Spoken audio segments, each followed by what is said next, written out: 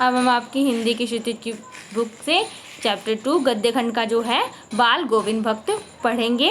आइए सबसे पहले हम इसके लेखक के बारे में जान लेते हैं। इसके लेखक है रामवृक्ष बेनीपुरी।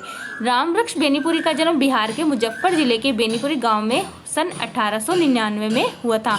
माता पिता का निधन बचपन में ही हो जाने के कारण जीवन के आरंभिक वर्ष अभाव, कठिनाइयों और संघर्षों में बीते। 10वीं तक की शिक्षा प्राप्त करने के बाद वे सन 1920 में राष्ट्रीय स्वाधीनता आंदोलन से सक्रिय रूप से जुड़ गए। कई बार जेल भी गए। उनका देहावसान सन 1968 में हुआ।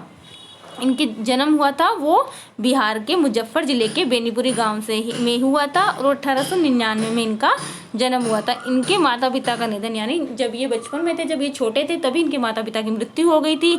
और जब किसी बच्चे की माता पिता की मृत्यु बचपन में ही उसके हो जाती है तो उस बच्चे का जीवन काफ़ी संघर्षों में बीतता है। उसी प्रकार रामवृक्ष बेनीपुरी जी का जन्म भी संघर्षों में ही बीता। उन्होंने 10वीं तक की शिक्षा ग्रहण की है और वे सन 1920 में राष्ट्रीय स्वाधीनता आंदोलन में सक्रिय रूप से जुड़ गए थे कि देश के लिए वो एक आंदोलन, उन्होंने एक तरह से वहाँ से आंदोलन में वो आ गए थे। वो देश के साथ थे और अंग्रेजों के खिलाफ लड़ना चाहते थे। कई बार भी जेल भी गए थे क्योंकि आंदोलन में थे। तो आंदोलनकारी होते हैं वो जेल में जाते ही रहते हैं, कोई ना कोई कार्य वो हमेशा देश के लिए करते रहते हैं, इसलिए उनको जेल में भी जाना ही पड़ता है। उनका देहावसान यानी उनकी मृत्यु हुई थी सन 1968 में और उनकी काफ़ी जो रचनाएं भी हैं जो आपकी इस बुक में है। अब हम इस चैप्टर के बारे में पढ़ लेते हैं कि बाल गोविंद भक्त रेखा चित्र के माध्यम से लेखक ने एक ऐसे विलक्षण चरित्र का उद्घाटन किया है जो मनुष्यता, लोक संस्कृति और सामूहिक चेतना का प्रतीक है। वेशभूषा या बाहरी अनुष्ठानों से कोई सन्यासी नहीं होता। सन्यास का आधार जीवन के मानवीय सरोकार होते हैं। इसमें लेखक एक बाल गोविंद भक्त है। एक रेखा चित्र वो होता है कि लेखक अपनी रेखाओं के मतलब अपने लेखन के माध्यम से हमारे दिमाग में किसी चरित्र को हमारे सामने ला देता है और वह ऐसे चरित्र का निर्माण करता है कि जैसा या तो उन्होंने कहीं देखा होता है या उनकी सिर्फ कल्पना में होता है और वो ऐसा व्यक्ति समाज में चाहते हैं कि ऐसा होना चाहिए। तो उन्होंने इसके माध्यम से बाल गोविंद भक्त उन्होंने अपने चरित्र को नाम दिया है, कहानी के चरित्र को, और वो कहा है कि काफ़ी विलक्षण, काफ़ी मतलब ऐसा हर कहीं व्यक्ति नहीं मिलता है। उनमें मनुष्यता थी, आत्मीयता थी, एक तरह से लोक संस्कृति मतलब लोगों के बीच में रहने वाले थे, उसमें संस्कृति थी, सामूहिक चेतना थी आपस में। वेशभूषा या बाहरी अनुष्ठानों मतलब वो कहते हैं कि काफ़ी कपड़ों से या बाहरी अनुष्ठान दिखावे से कोई सन्यासी कभी नहीं होता। वो जीवन के मानवीय सरोकार होते हैं, मानवीय मूल्य होते हैं।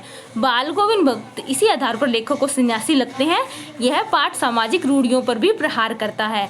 इस रेखा चित्र की एक विशेषता यह है कि बाल गोविंद भक्त के माध्यम से ग्रामीण जीवन की सजीव झांकी देखने को मिलती है। लेखक कह रहे हैं जो ये रेखा चित्र रामवृक्ष बेनीपुरी जी ने प्रस्तुत किया है, इसके माध्यम से हमें ग्रामीण जीवन की झांकी, एक तरह से झलक देखने को मिलती है कि वहाँ पे माहौल कैसा होता है। अब हम चैप्टर शुरू कर लेते हैं। बाल गोविंद भक्त मंझोले कद के गोरे चिट्टे आदमी थे, 60 से ऊपर के ही होंगे। बाल पक गए थे, लंबी दाढ़ी या जटाजूट तो नहीं रखते थे, किंतु हमेशा उनका चेहरा सफ़ेद बालों से ही जगमग किए रहता।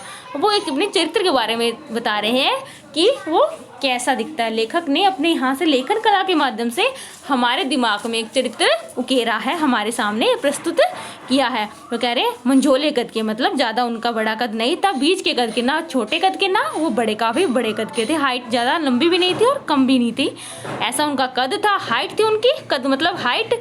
गोरे चिट्टे यानी काफ़ी उनका रंग काफ़ी गोरा था।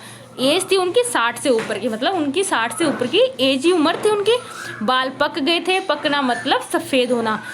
लंबी दाढ़ी या जटाजूट तो मतलब उनकी काफ़ी लंबी दाढ़ी नहीं थे या बाल लंबे लंबे तो नहीं थे, किंतु हमेशा उनका चेहरा ही सफ़ेद बालों से, मतलब उनके फेस पे काफ़ी सफ़ेद बाल, दाढ़ी मूँछों के सफ़ेद बाल थे, तो उनका मुंह सफ़ेद बालों से जगमग चमकता रहता था।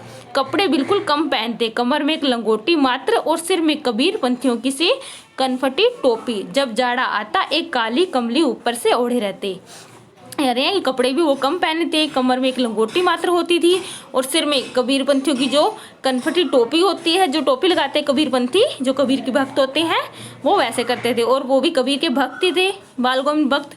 जब जाड़ा यानी सर्दी आती तो काले रंग का कंबल वो ओढ़ लेते थे। मस्तक पे हमेशा चमकता हुआ रामानंदी चंदन, कि वो मस्तक पे अपने माथे पे एक चमकता हुआ चंदन लगाते थे जो नाक के एक छोर से ही औरतों के टीके की तरह शुरू होता, मतलब काफ़ी लंबा लगाते थे। गले में तुलसी की जड़ों की एक बेडोल माला बांधे रखते, कि वो गले में उनके तुलसी की एक माला होती है जो गले में डाली जाती है, जो साधु लोग होते हैं वो डालते हैं। बेडोल मतलब वो एक तरह से अच्छे से पिरोई नहीं होती थी, उसका रूप अजीब सा होता था, वो बांधे रखते थे। ऊपर की तस्वीर से यह नहीं माना जाए कि बाल गोविंद भक्त साधु थे, नहीं, बिल्कुल गृहस्थ थे। उनकी गृहिणी की मुझे याद नहीं, उनके बेटे और पतोहू को मैंने देखा था, थोड़ी खेती बाड़ी भी थी और एक अच्छा साफ सुथरा मकान भी था। जो एक चरित्र हमारे सामने उन्होंने प्रस्तुत किया है लेखक ने, उसको देखकर ऐसे लगता है कि वो साधु थे, क्योंकि उनके वस्त्र ऐसे थे, वो बिल्कुल सफ़ेद, उनके बाल हो चुके थे, कम कपड़े पहनते थे, काली कंबली ओढ़ते थे, चंदन लगाते थे।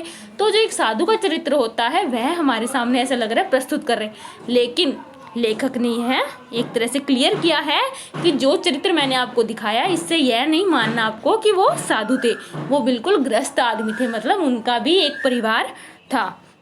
उनकी गृहिणी, उनकी पत्नी की उन्हें याद नहीं है लेखक को कि मैंने उनकी पत्नी को देखा था, लेकिन उनके बेटे और पतोहू को, बहू को उन्होंने देखा था। थोड़ी उनकी खेती बाड़ी भी थी और एक अच्छा साफ सुथरा मकान भी था जहाँ पे वो रहते थे, और थोड़ी सी खेती बाड़ी भी थी। बाकी हम चैप्टर के बारे में नेक्स्ट वीडियोज़ में पढ़ेंगे।